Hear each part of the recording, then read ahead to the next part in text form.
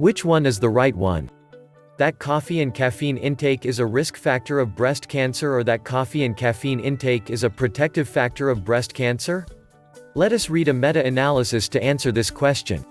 Coffee and caffeine intake and breast cancer risk, an updated dose-response meta-analysis of 37 published studies. The authors are Wenji Zhang, Yila Wu, and Xiubo Zhang.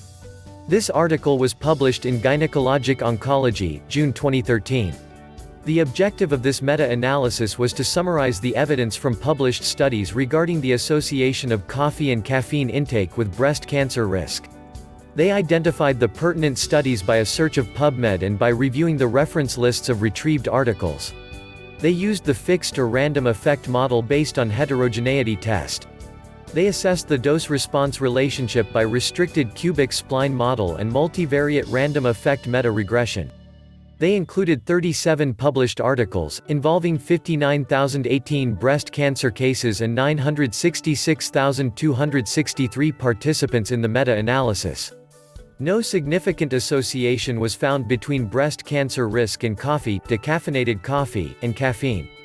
And the association was still not significant when combining coffee and caffeine. And then, they conducted stratified analysis based on postmenopausal status and BRCA1 mutation carriers. For postmenopausal women, they found an inverse association of caffeine with breast cancer risk.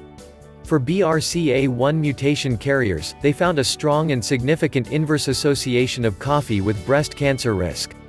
Finally, they found a linear dose-response relationship for breast cancer risk with coffee and caffeine, and the risk of breast cancer decreased by 2% for every 2 cups per day increment in coffee intake, and 1% for every 200 mg per day increment in caffeine intake.